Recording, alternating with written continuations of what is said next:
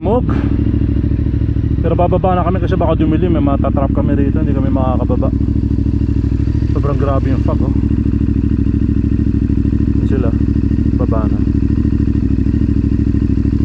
Puro tayo konti natin.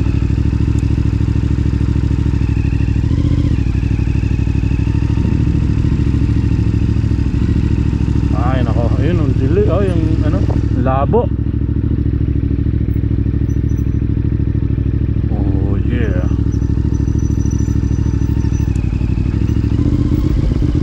Doon kami pupunta. Sobrang fog. So magsabay-sabay kami. Yan na sila. Sabay-sabay na kami. Tara, muna ako. Hindi makita gaano yung daan, no?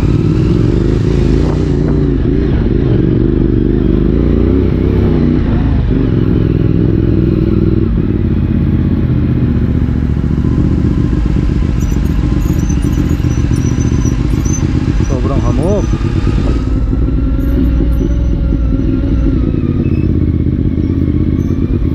Pero okay naman. Medyo kita natin kasi maganda yung ilaw natin, no? J-Pad J4B by J-Pad Philippines.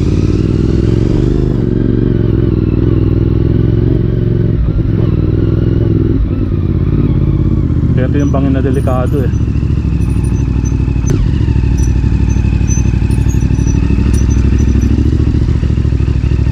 Yung bangin, oh, eh. Grabe, oh. Din lang tayo dito sa kanan.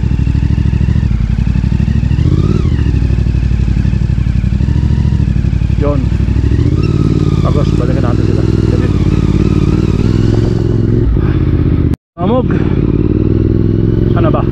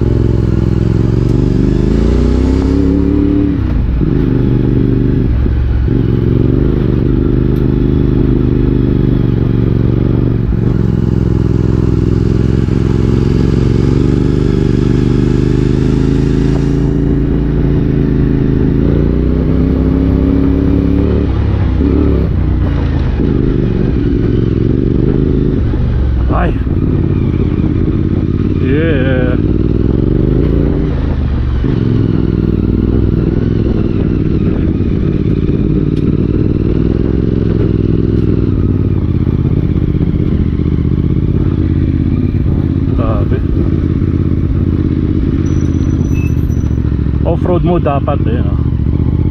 Pag nasa off-road tayo.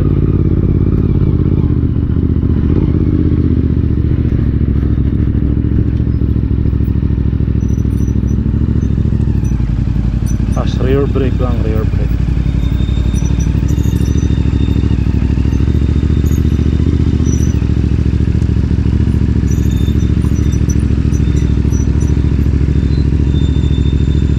Maambon na.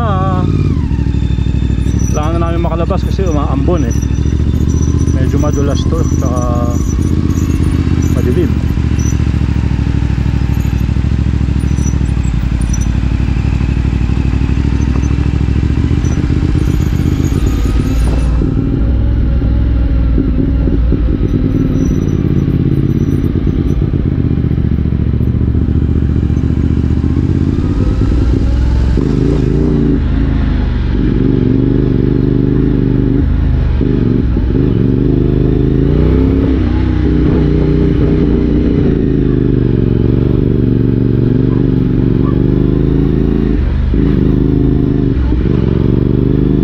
Madali i-balance itong CF Moto 450 MT.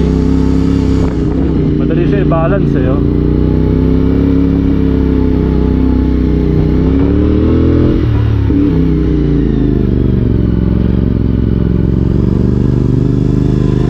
Sila.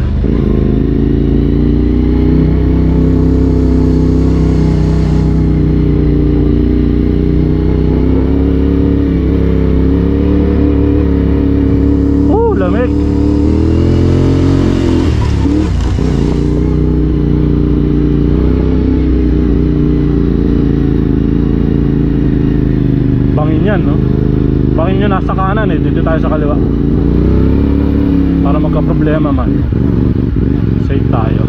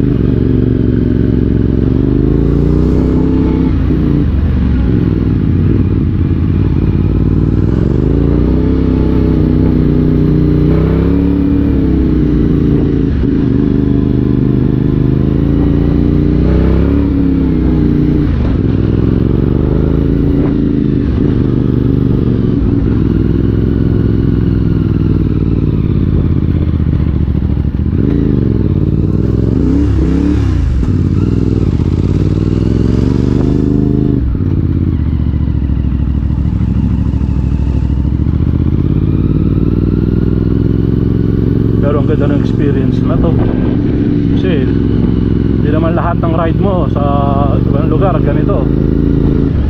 Actually ini-enjoy namin to, kasama sa adventure yan, hamog.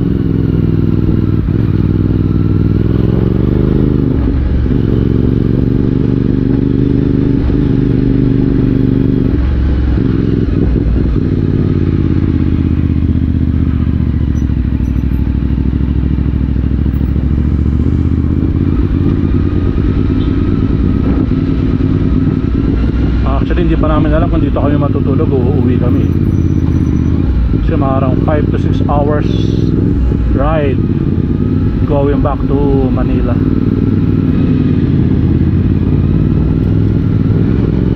Ang lamig,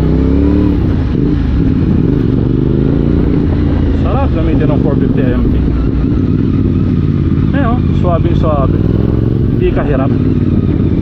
Yung mga natry ako motor eh, medyo mahirap i-maneuver. Saka ito hindi nag-i-stall sa ganitong daan, mga ahon. Basta marunong ka mag-gear, okay. Eh, medyo konti na ang pag dito.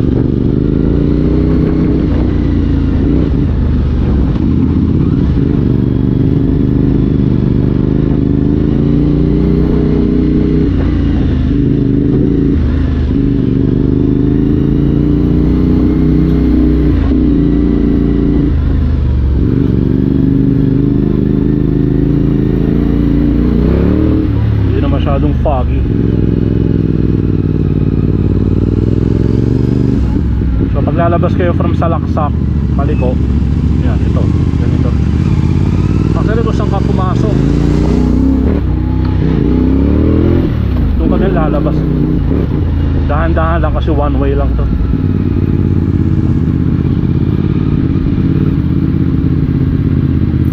Anong bangin yan, no? Yeah. Pero enjoy.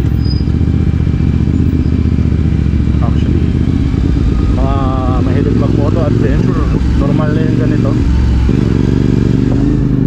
Normal na sitwasyon yung ganitong kalsada, ma-fog, tas may mga bangin. Yan naman ang dahilan kaya pinipili natin yung adventure.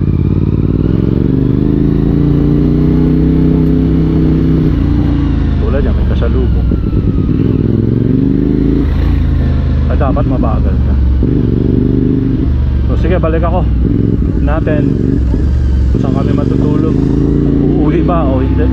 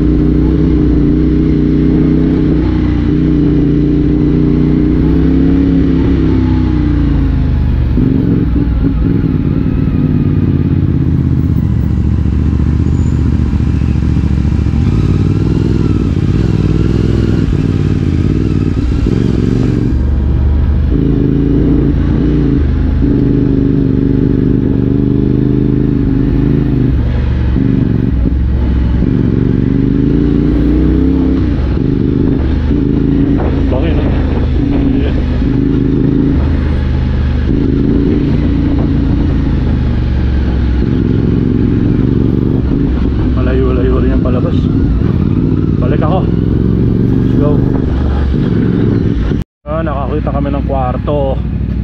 Dito lang pagpasok, para siyang motel. Yun, kwarto-kwarto, 500 lang. 500 per head.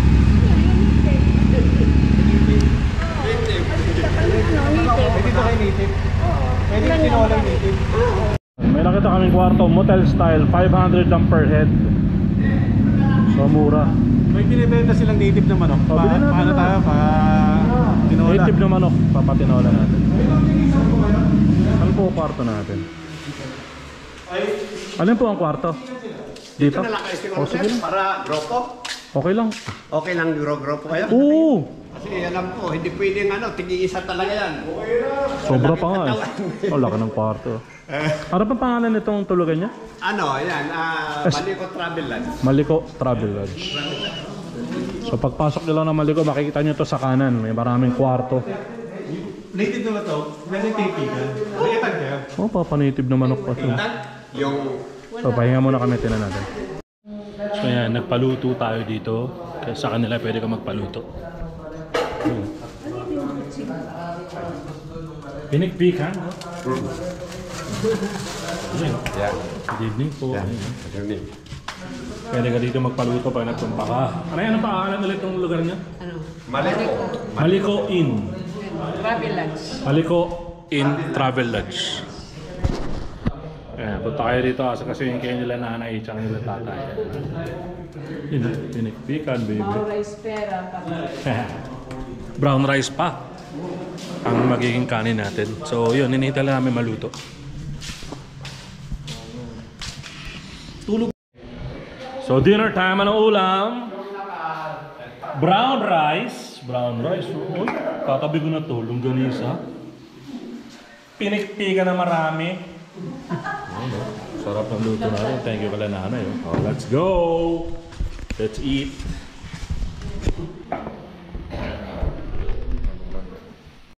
Sarap eh yun. Sarap yan, baby boy yun. Pinikpikan eh yun. Init pa niya. No? Sakto malamig dito sa Maliko. Native. Native. Nagpakatay tayo. Let's go. Sarap. So,